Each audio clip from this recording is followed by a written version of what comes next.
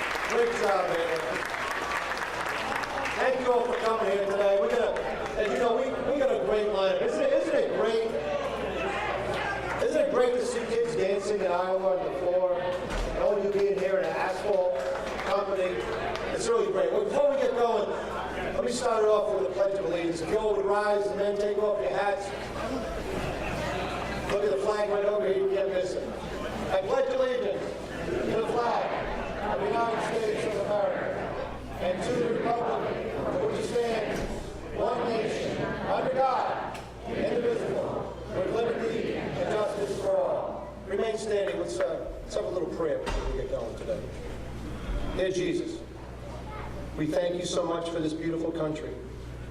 We thank you so much for the people who believe in freedom.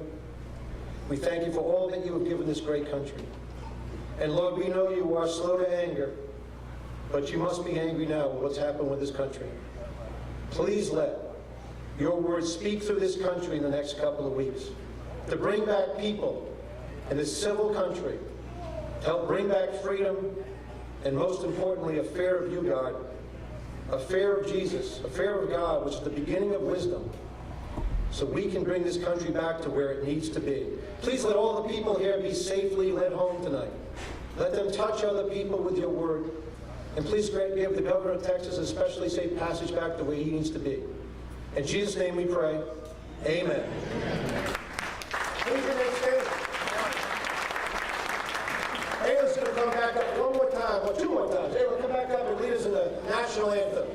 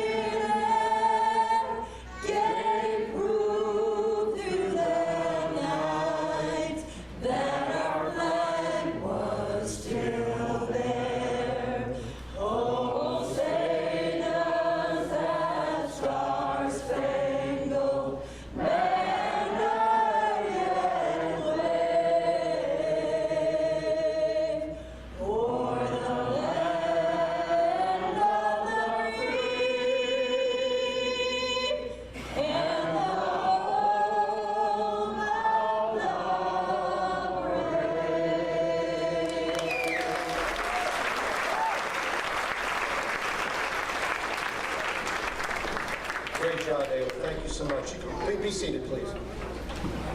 Thank you all for coming. And I know the one person that we're really here to support today, Joni Ernst, cannot be here due to the crazy nature of the laws of super PACs. So some people actually thought she might be here. She can't legally be here tonight. But we are here for her And let me tell you a little bit about how I got here. I'm Stephen Laffey, and you probably have one of my movies, or my only movie, I should say, on your table. It's called Fixing America. And a large part of the movie is about trying to balance our budget and get rid of this debt. But the reason that the food is free and the things are being funded is that there's a great man down in Texas named Ken Davis. And he started and funded VoteToReduceDebt.com. He's an 89-year-old gentleman, and he woke up in the spring, like many of you have woken up over time, and he cannot stand the national debt being at $17.8 trillion. Now, we often wonder, what's $1 trillion? It's hard to get through the American people, and many people in this audience only dealt in billions, right? Years ago, billions were, whoa, billions. You know, $1 trillion, let's put it in perspective. $1 trillion, if you lost $1 million a day since the day Jesus appeared on the earth, you would not have lost $1 trillion yet. It would take till 2734 for you to lose $1 trillion. So that's why we're here. Folks, we live in a time where there is many issues we're undecided about and many issues that people disagree about.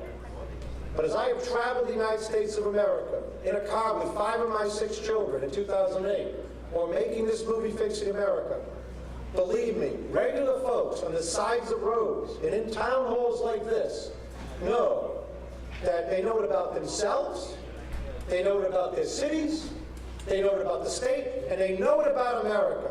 That when one entity has too much debt, you lose the ability to think straight. And think of now what we're doing. We cannot pay off these children. Look at them right here. These beautiful children. There's always this term, the greatest generation. We are going to go down in history as the worst generation. If we don't realize that the pain we need to suffer now to balance this budget is more than worth it for them. We've had this blessing, and you'll see speakers come up here who've been blessed to live the American dream, and I am one of them. And when called in to do this, I said, you don't have to pay me, I'm just going to come for a couple of weeks because we need a chance for people like Joni Ernst to get in office and show what they can do.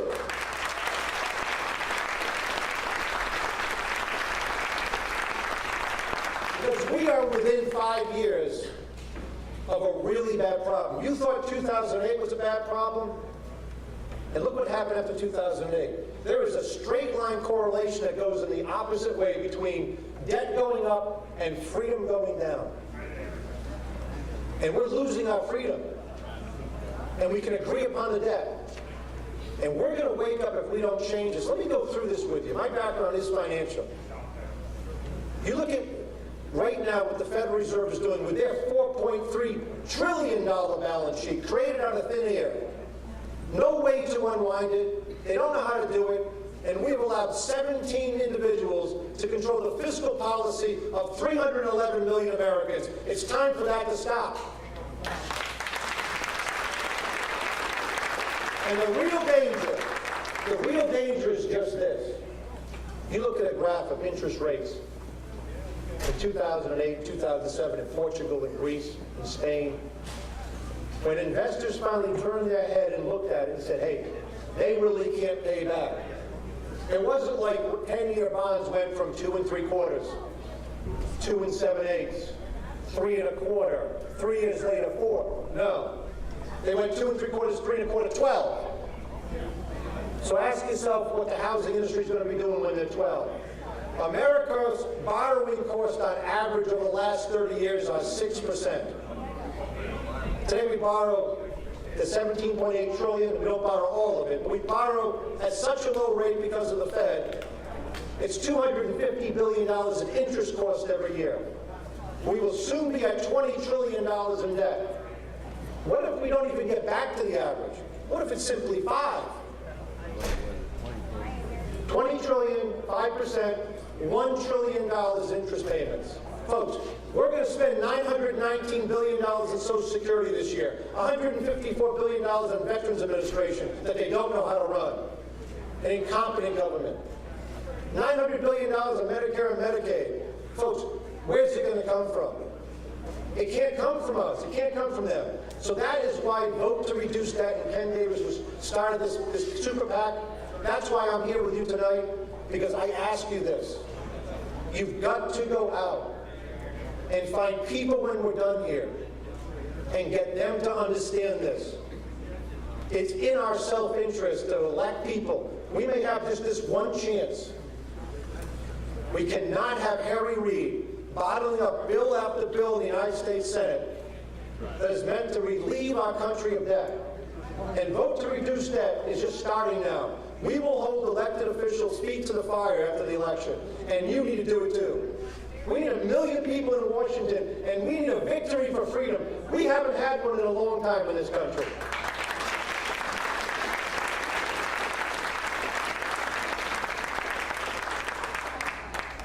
Let me tell you one last thing. I've introduced some speakers. I want you to get this right through your head, because you haven't heard it like this before, I don't think. People know that we issue 30-year bonds.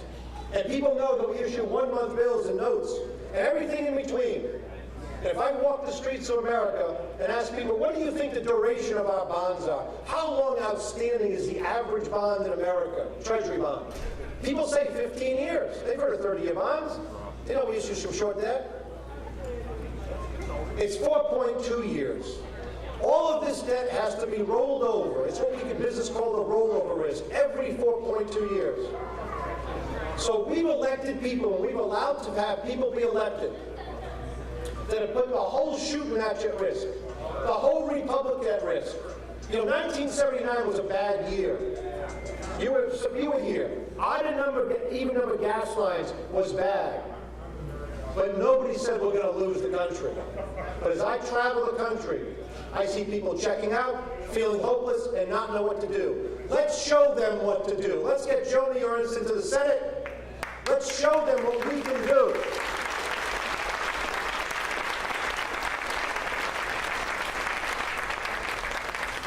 Now, we've got some great speakers today. The first speaker we have today is the guy we have to thank for being in this building. Isn't it? It's a great setting, right? I mean, it's just great to be here. This is Iowa.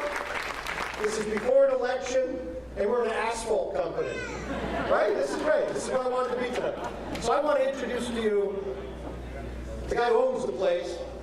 He's been in the Iowa Senate for 2 different terms, 2 different districts. He's been the Secretary of State. We need him to be it again. He's also been the mayor of Cedar Rapids. Please give a big hand to Paul Tate. God bless you. Thank you. All right. I'm excited. Thank you.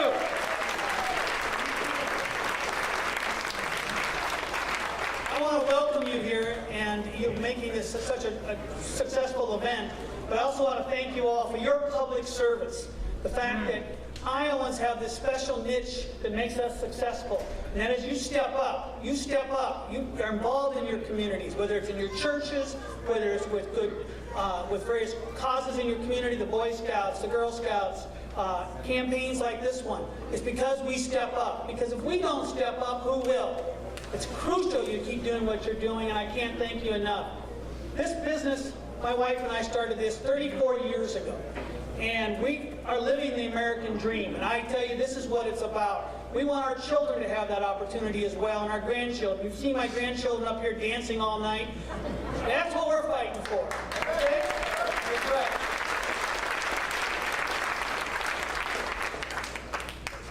I think it's great for us to step up and be part of this public service role. We've got fantastic candidates running, from Joni Ernst, the governor, Sam Clovis is going to be up here in a moment, and Rob Blum, and the whole list.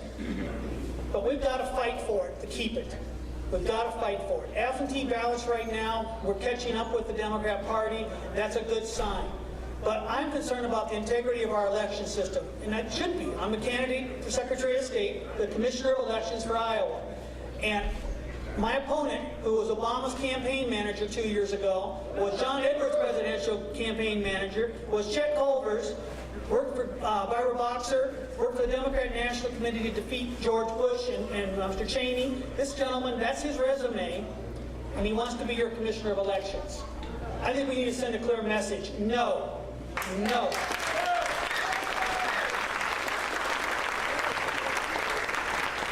Right here is how we're going to keep the integrity of our Iowa election system. It's voter ID. Right now, you can do it. You can do this.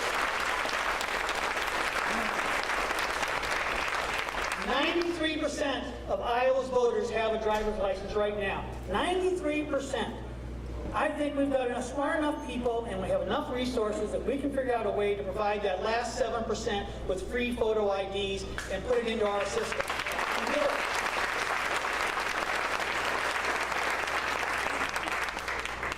As we listen to these speakers tonight, I hope you'll get the message. What we need you to do is, as you leave tonight, that you go out there and you make sure you're voting, and you encourage your neighbors and friends to vote, and maybe that neighbor you haven't even met yet, go over and say hello to them and tell them why this election is important. But also, we need you to be our ambassadors.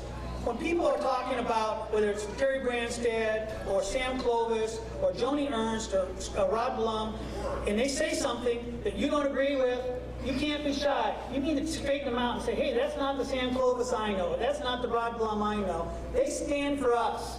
They're going to do what Iowans want. We need you to do that, keep the message on track. So let's go out there and get it done, and voter ID is the way we keep the integrity of our election system. It's no different than the locks we have on our office doors or our homes. We don't have them there because we think there's a lot of crime. We think that we have it there because we want to protect the integrity of our election system. We want that security. Why don't we deserve that? So help us get that done. Thank you very much for coming tonight.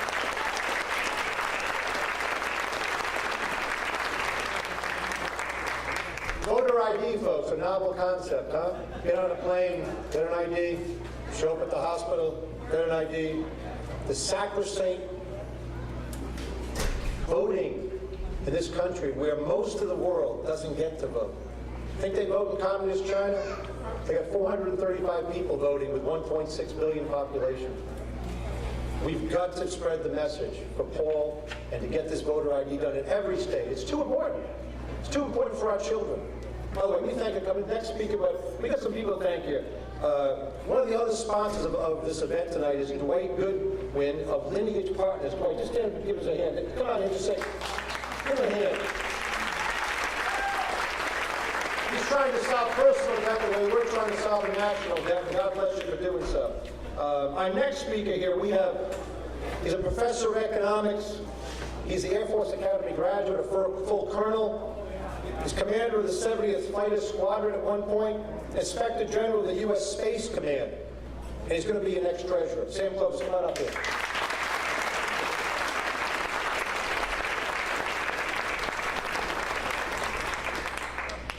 How y'all doing tonight? It's good.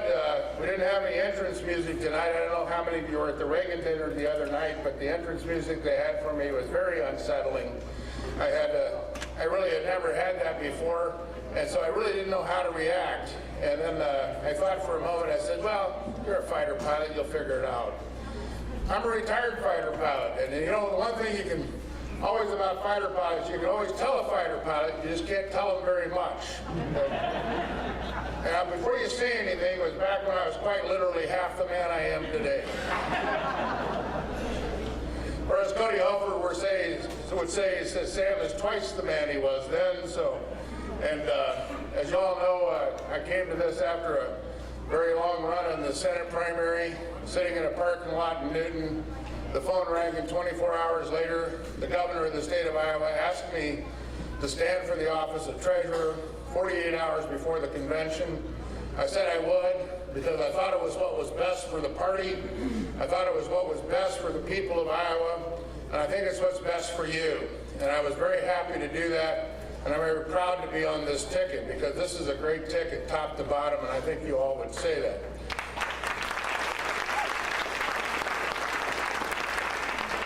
I'm running for treasurer, and I just want to make a couple of comments about that. I said, most of you out there, I don't want anybody to shout out that person's name, because we don't mention that person. Any of you know who the treasurer of how many of you know who the treasurer of Iowa is? Look around, folks. Look around. That's all the people in this audience that know who it is. Now, in fact, how many of you know what he does? That's a problem. Well, it's about time we had the invisible man put on IPERS. He qualifies, he can meet the rule of 88. And we're going to put him on IPERS because we're going to win this election on the 4th of November.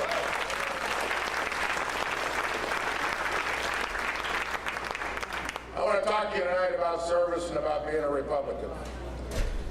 I wear a ring on my finger, my pinky finger, and before you say anything, it's okay for a fighter pilot who's 65 years old to wear a pinky ring.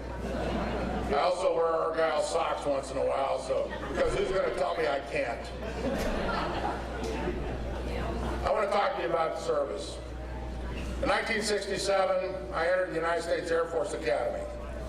My father, my mother, my brother, and my girlfriend were all there to see me off. My father was the last to say goodbye. He reached over and he shook hands with me, and he put in my other hand. He says, I want you to take this. You don't know what it means today, but you will.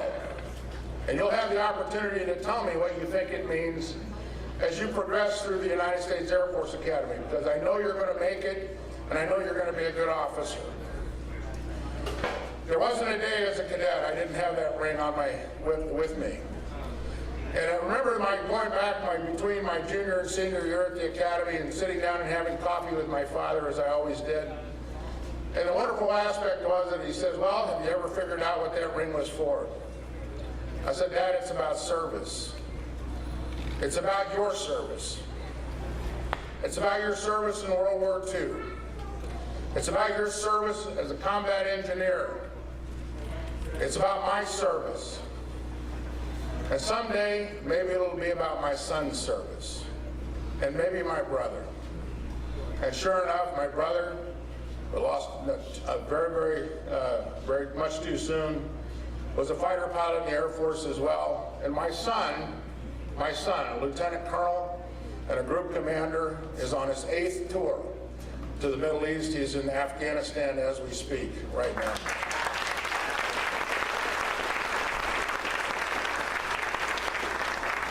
I was raised in a Christian home and I was raised in a Republican home. And folks, those two things go together. The thing we have to remember is that it's about service. Republicans do not take office and seek office because of the wealth that's involved. We don't seek it because of power. We don't seek it because we're after something special. We don't seek it for prestige or recognition. We seek it because we, as Republicans, believe in service. We believe in service. We believe in service to the people, to our state, to our country, but most of all, most of us believe in service to God.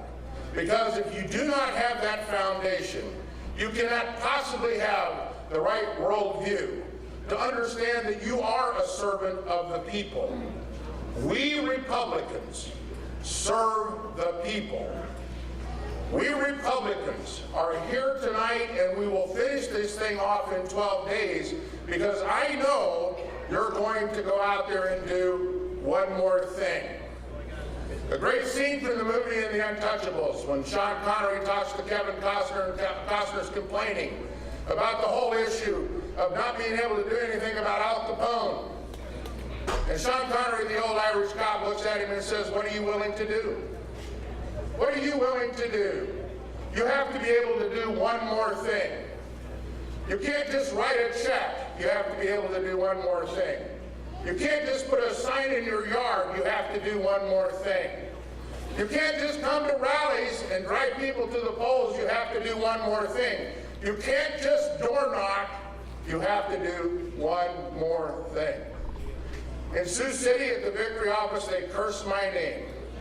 Because Colby DeWitt will come in, who runs the Victory office, and said, we're going to have a Sam Clovis moment. And everybody says, that means we have one more thing to do.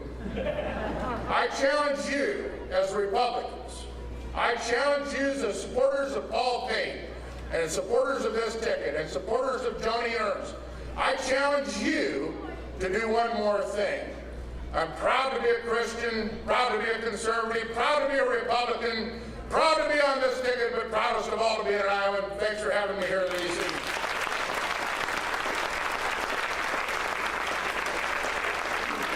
Thank you, Sam. Before I get to the next speaker, a little bit more about VoteToReduceDebt.com. You might be wondering, other than these rallies, what's going on? Well, Ken Davis has a great plan. He doesn't want to, people are on TV, people are doing ads. But there's a good amount of people, mostly Christians, all Republicans, who because of the problems they've had with the Republican Party for whatever reason, did not vote in 2012, but did vote in 2010. And we are there to get those people out. Is Ryan Rhodes? Where's Ryan? Ryan, hold your hand. Ryan Rhodes, if you find him afterwards, Ryan's the state chairman of VoteToReduceDebt.com. And so he'll come in here, and he's probably right outside, but find him afterwards and help. We've got a card here, and Emma, there you go. Emma, stand up. You have to stand up. I was last night in Hiawatha with Emma and her sister, beautiful sister, and they've been helping us out, and she basically didn't let you eat until you signed this, I don't think, right? So great job. But we have a ground game, the way the Democrats had a ground game. We're just trying to move the needle an extra 1% for Joni and for Dan Sullivan in Alaska. And we go to Colorado, and I won't sleep until this is over. I head to Arkansas for Mr. Cotton, and then to North Carolina or Michigan, and after the runoff, we're going to be in Louisiana. So it's a long way to go, but you got to help us drag the people out in your own way. Our next speaker, though, is probably the most modest speaker of the House I have met so far. Craig Paulson's been the speaker for 4 years. He came here tonight to give you a couple of words. Come on up here, speaker. It's great to meet with you.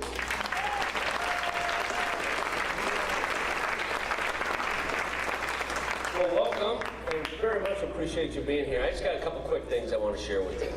First of all, this is my 7th time on the general election ballot, which is actually, well, thank you. I want to tell you, this is the most exciting ballot I have ever been on.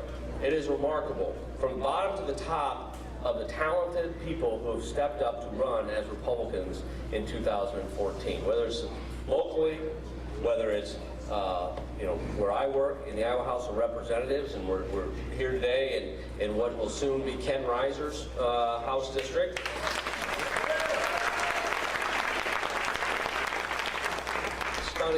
Stunning set of talents he carries, and he's going to do just an absolutely amazing job, I think, in Des Moines. We've got a shot at growing our majority in the Iowa House. I think that's going to happen, actually. We've got a shot at taking back the Iowa Senate. I look at the statewide, Paul Pate, Sam Clovis, and the others. We filled every one of those races with someone who is not only a great candidate, but is actually ready to do the job they're running for.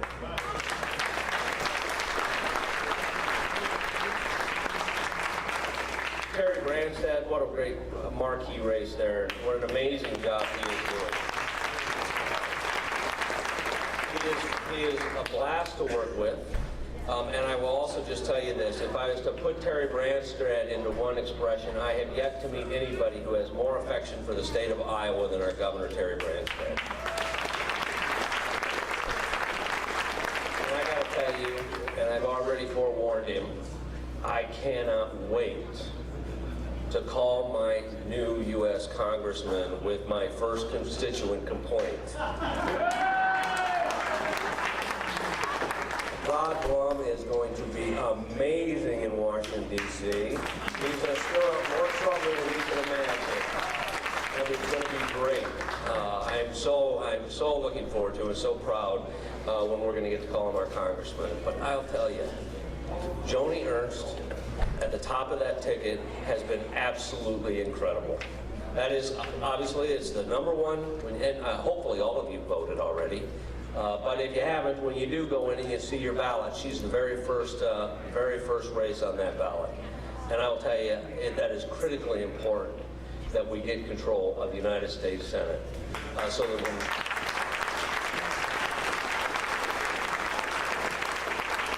and she is key to that, absolutely key to that. The last thing I wanted to mention is we have an amazing environment this year. We have an environment where I think the electorate understands some of the questions that you talked, or some of the issues you talked about when you made your remarks, and how important that is, and how important that is to future generations.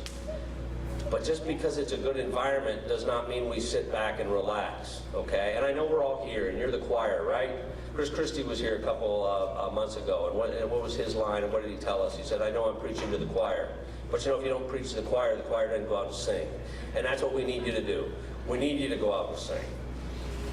And we need you to talk to your neighbors. We need you to talk to your friends. We need you to talk to some people that maybe aren't your friends. And let them know why it matters and why it's important they get out and vote and why it's important to support conservative Republican candidates up and down the ballot and how it's going to affect their lives and how it's going to affect the lives of the future generations. So keep your foot on the gas, keep it all the way down on the floorboard, and let's work our way towards a great November 4th. Thank you so very much for being here.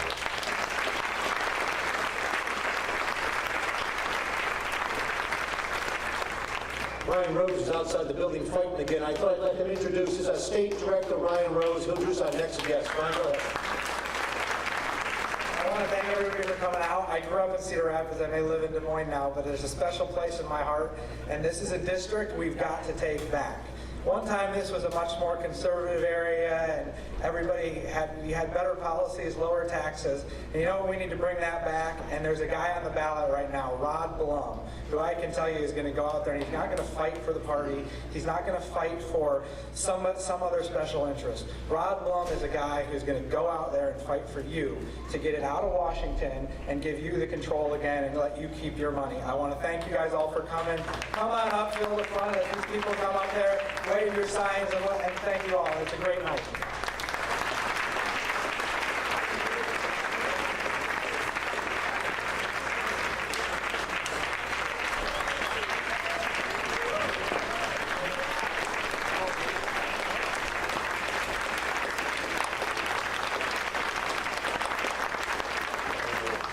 Hello, Cedar Rapids. Oh, let's try that again. Hello, Cedar Rapids. All right, are we pumped up? Yeah. Something doesn't add up tonight, though. I look over here, and Steve has on cowboy boots.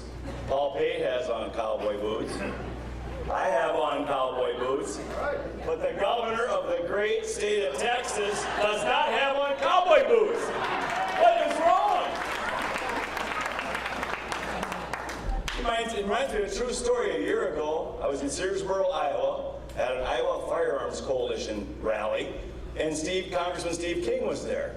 And I looked over at him, and I saw his boots, and Steve's a pretty bright guy. And I thought, I'm going to get the congressman speechless. So I walked over, we exchanged pleasantries, and I said, Steve, I put my finger in his chest, I said, you've been in Washington, D.C. too long. He goes, why would you ever say that, Rod? I said, look at your boots. They're pointy-toed, shiny. I could see my reflection in them. They're ostrich skin or snake skin or something exotic. I said, Steve, look at these boots. I said, these are dirty. They got the mud of an Iowa farm field on them. These are working boots. Without missing a beat, King looked me straight in the eye and said, where did you rent them? True story, true story. So I was speechless, and he had the last laugh. The moral of the story is he's a pretty bright guy. Before I talk about this election coming up in 13 days, I just wanted to give a shout out to a very unlikely person at a Republican rally. President Barack Obama. I want to give him a shout out. Let me tell you why. 2 weeks ago, he confirmed what I've been saying for 20 months on the campaign trail when he was quoted as saying, my name is not on the ballot November 4th, but every single one of my policies are. Thank you, President Obama. I appreciate that. We've been saying it for 20 months. You're correct. Your failed economic policies are on the ballot November 4th, and I hope everyone that votes remembers that. Middle class income, since he's been president, is down. Middle class household net worth, since he's taken the oath of office, is down. In the meantime, prices are up. We have a record number of people not working in the United States. We have a record number of people on food stamps. We have a record number of people receiving Medicaid. We have a record amount of people, all told over 100 million of your fellow Americans are dependent on the federal government now.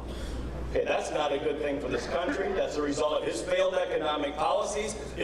My friends, this is the worst economic recovery in U.S. history post-World War II. The worst. Had we had the average recovery, we'd have 6 million more jobs today. 6 million more Americans working. Had we had a Reagan recovery, which I'm going to go to Washington, D.C. and fight tirelessly for, my friends, we'd have another 11 million Americans working today. We'd be at full employment. And more importantly,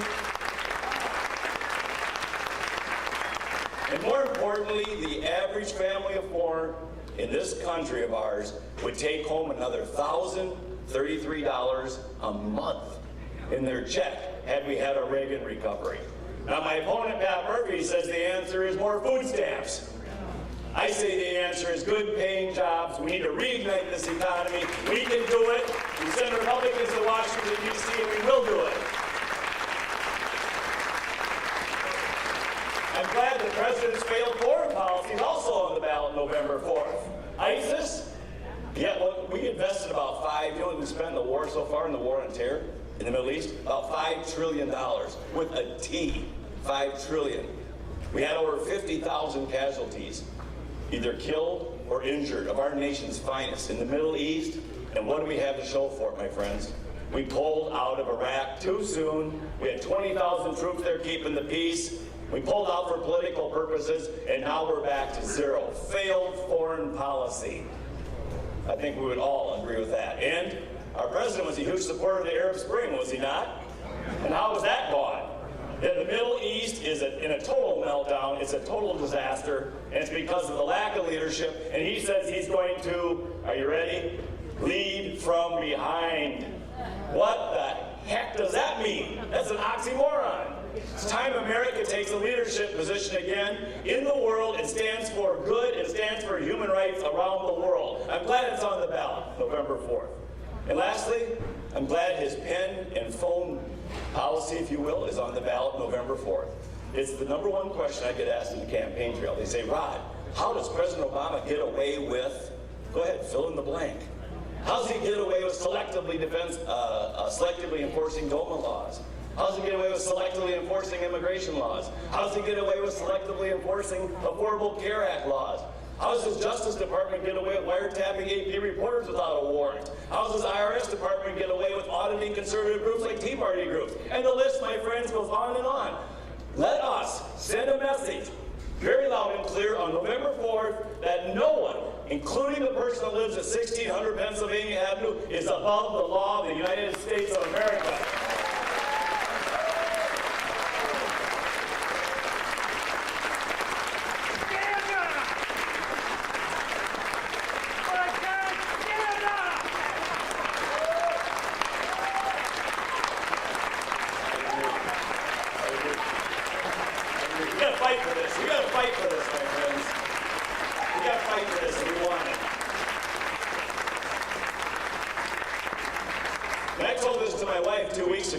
This shouldn't be a surprise to any of you. I said this Senate race is over. There is no doubt in my mind, and I've been out there in Iowa for 20 months now, Tony Ernst is going to be the next senator from the great state of Iowa. Yes, yes.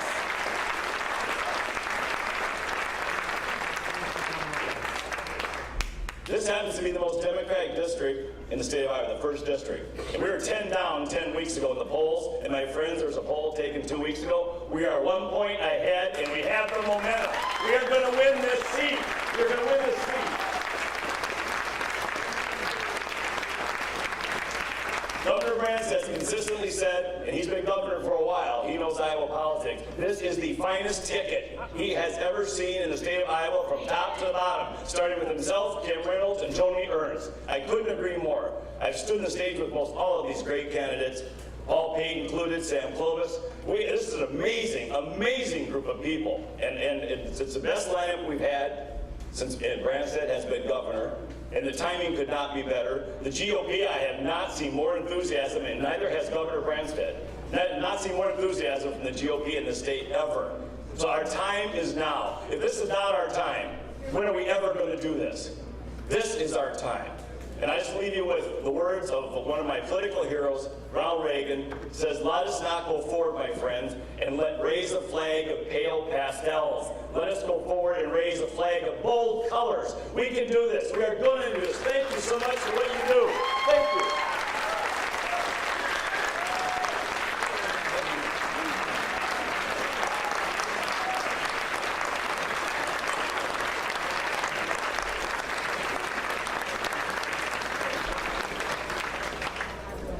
Next Congressman, the 1st Congressional District, Rod Blum. Thank you. Great pleasure. I know we're right on time, by the way. I'm Steve Laffey. We're always on time. But it's great to introduce the next guest who I just got a chance to meet. You know, there's some issues that come up from time to time, and I'll stop for the debt for 1 second. I could go on for an hour and a half. By the way, in my movie you have in front of you, there's an 8-minute added extra. 8 minutes, I balanced the United States budget. It's my pet peeve, and it took me an hour and a half to do it, but we won't make you watch that. We cut it to watch what needs to be done to balance the budget. But in 8 minutes, you know it has to be done, and we need the truth. Our next guest, our featured speaker, we're so glad to have him with him. You know, over time, things come up in history. They come up, you know, people step up. And we've had this problem with illegal immigration.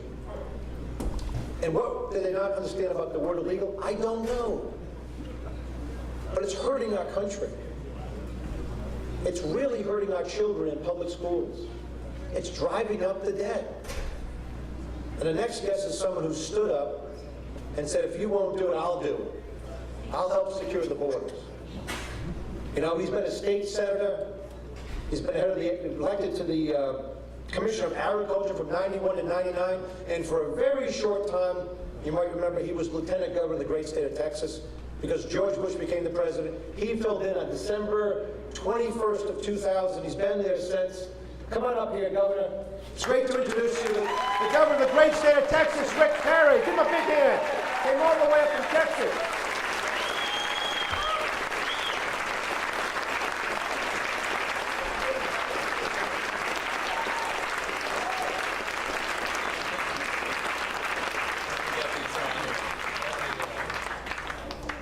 Is this working? It is now. Awesome. Steve, thank you. I did share with Steve as I came upon the podium here that I can, in that 8-minute little clip about how to balance that budget, I think I can work with him on that. I think we know how to do that. I was just thinking, Rod, as you were giving your remarks, that I'm not on the ballot either.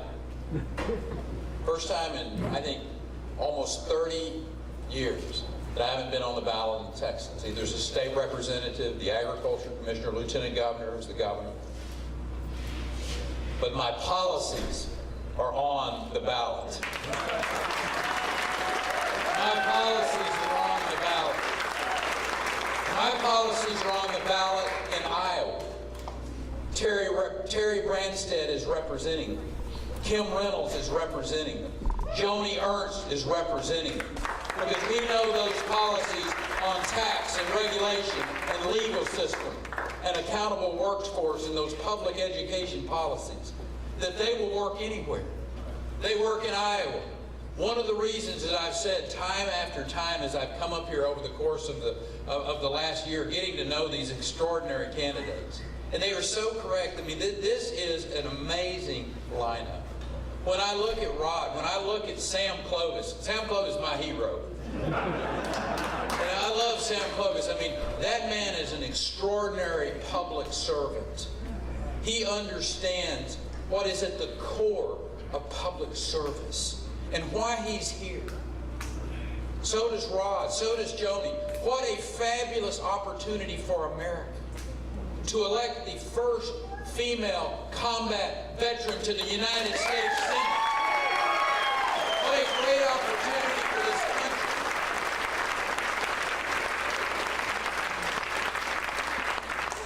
I'm kind of fond of farm people too, which Joni is one. I told her, I said, you need to go up there and make them squeal. She is an awesome candidate. And her background of being a farm girl, of growing up in that environment, respecting the men and women of the agricultural community. I didn't think it was humorous, but I thought it was very reflective when her opponent said that Chuck Grassley was only a farmer, that he hadn't even gone to law school. Well, you know what? I think it's a good idea to send some more farmers to Washington, D.C. and fewer lawyers.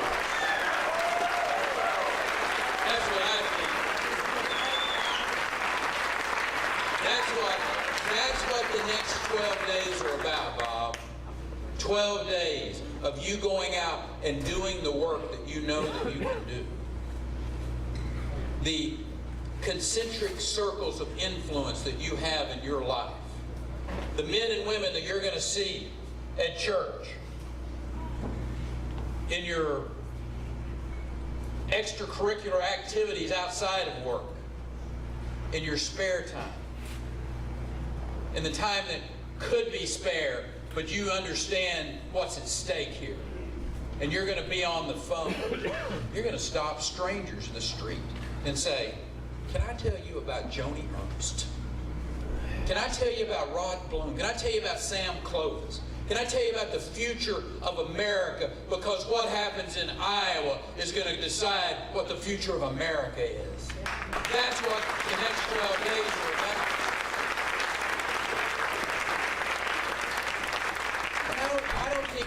I don't think that's an overstatement.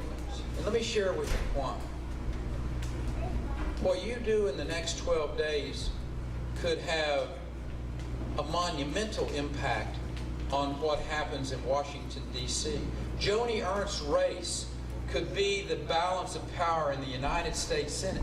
What you do in the next 12 days could make the difference on whether America changes the trajectory that it's on, which happens to be a downward trajectory economically, which happens to be a downward trajectory when we look at foreign policy, which happens to be a downward trajectory when you look at our reputation in the world, or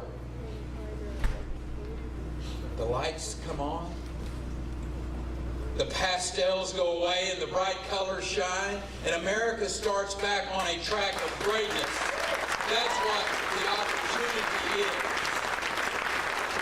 in the next 12 days. In the next 12 days,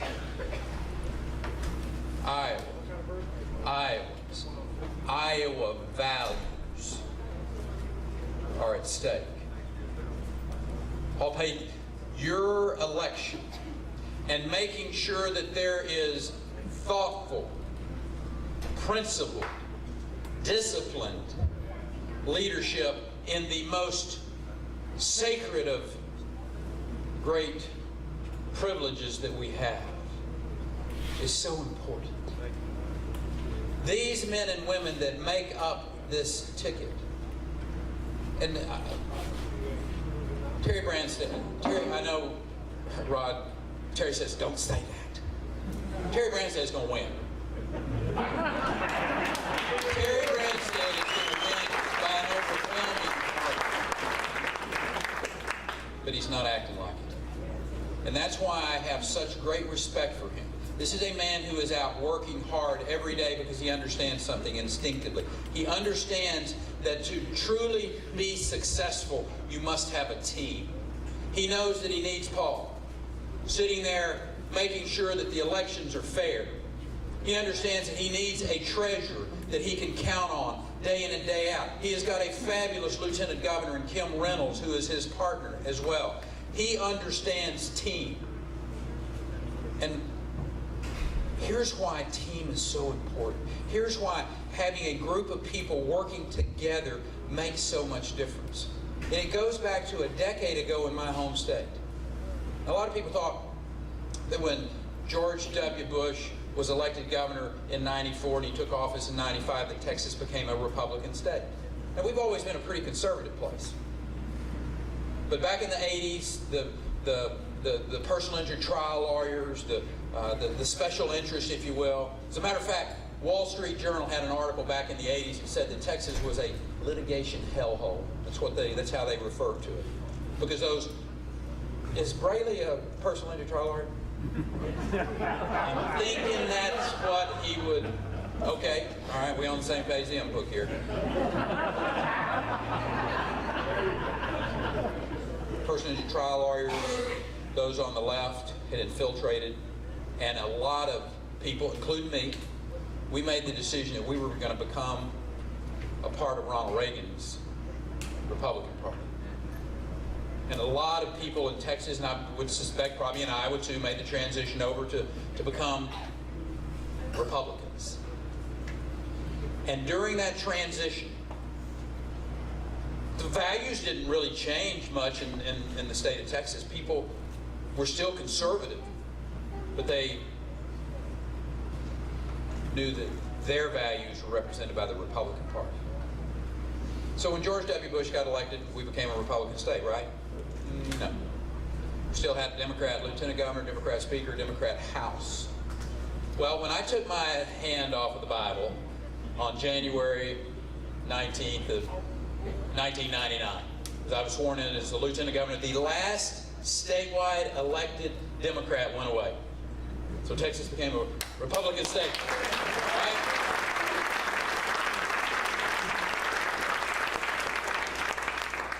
Nope. Because we still had a Democrat speaker. We still had a Democrat House. And it was until January of 2003 that Texas became a Republican-dominated, Republican-governed state from top to bottom.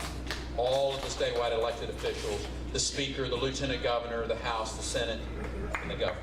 It was in January of 2003 that occurred. Personal injury trial lawyers had blocked tort reform up until that time. We passed the most sweeping tort reform in the nation. We knew that if we would reduce the tax burden on the job creators, that if we would have a regulatory climate that is fair and predictable, a legal system that didn't allow for oversuing, if we had accountability in our public schools, that we'd have a skilled workforce, that when we would go to recruit businesses, that they would do their homework and they would know that they would get to keep more of what they worked for. That they wouldn't be changing the rules in the middle of a game when they were hundreds of millions, if not billions of dollars at stake relative to building a major project.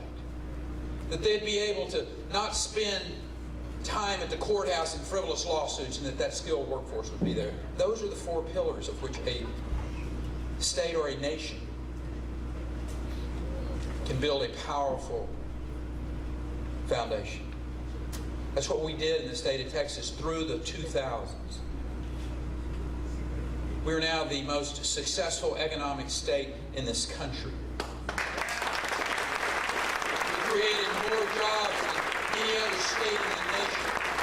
As a matter of fact, year to date from January till September, we created more jobs in the history of this country in a year period of time. In that 9 months. That's what's happened when you give people freedom. And the reason I share that story with you, yes, is to brag a little bit about Texas. But it's also to share with you what can happen in this state.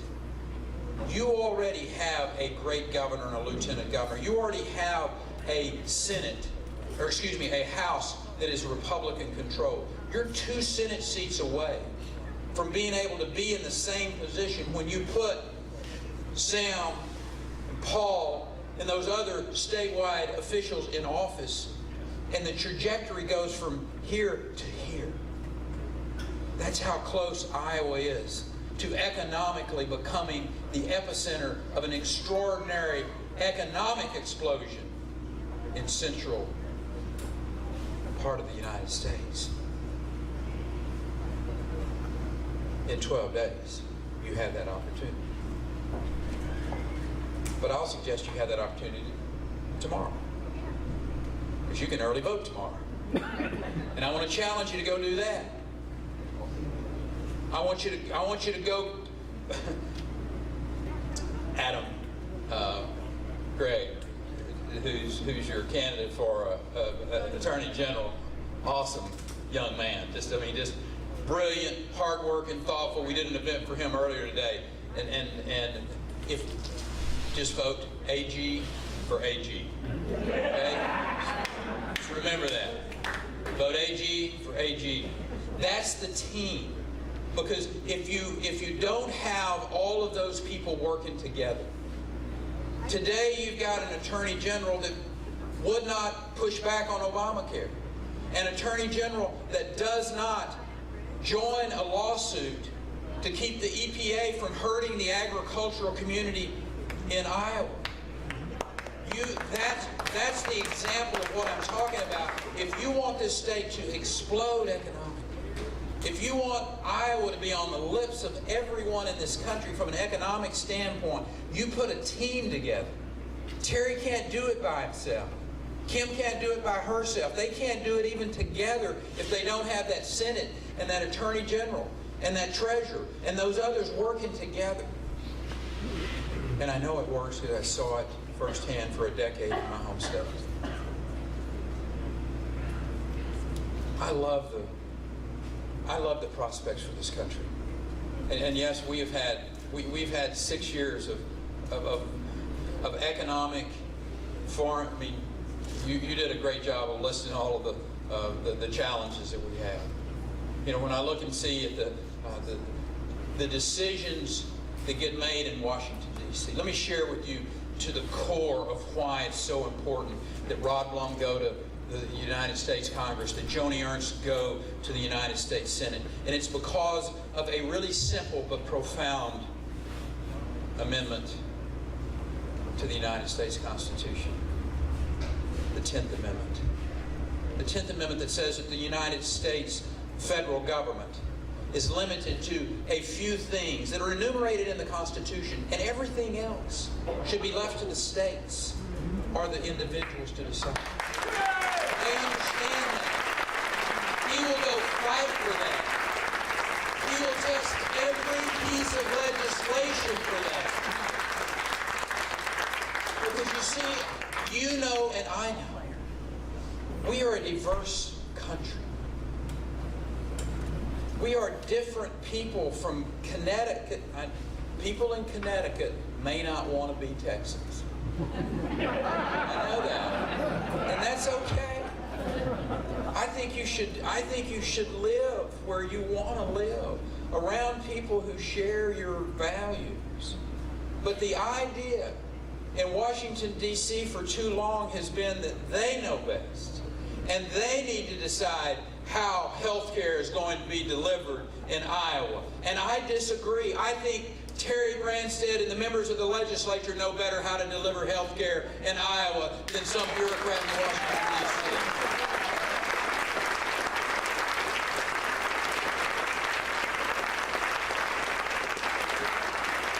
And I know for a fact that Terry Branstad, the legislature, the teachers in the schools in Iowa, and the parents of those children know best how to educate the children rather than some faceless bureaucrat in Washington, D.C. that wants to give you Common Core and have a curriculum run out of Washington, D.C. rather than Iowa.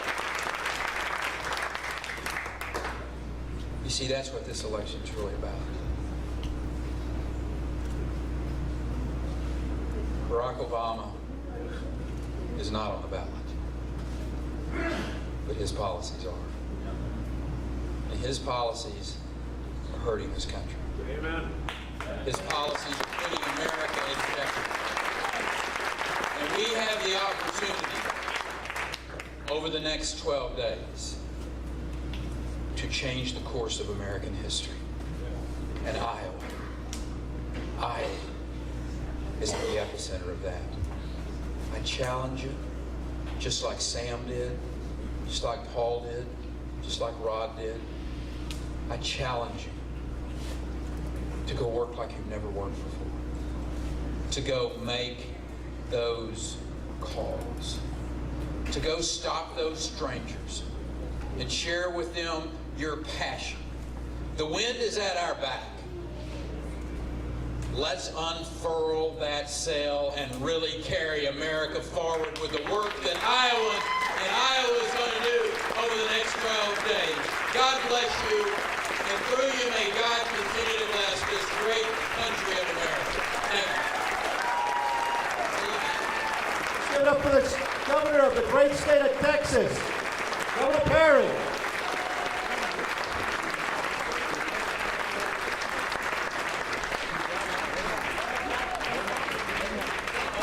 Ayla's going to finish with one song. You're going to love the words to it. Listen carefully. But Joni Ernst against Mr. Braley, he won't sleep at night tonight. Listen to the words of this one. God bless you. Thank you for having us here. All right. Thank you so much, Governor Perry.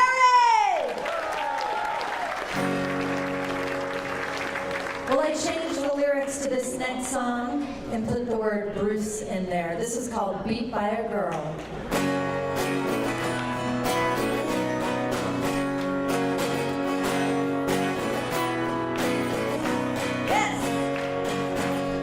I remember like it was yesterday.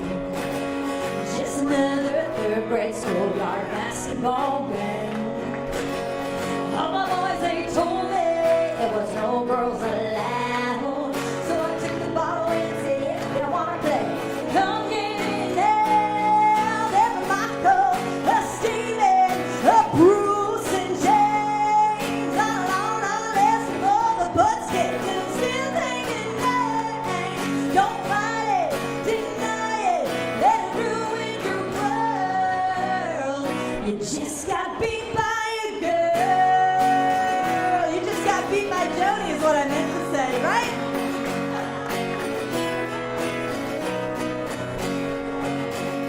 Gotta love the bands at the Starlight Saloon. Nothing but a wannabe rock star singing out of tune.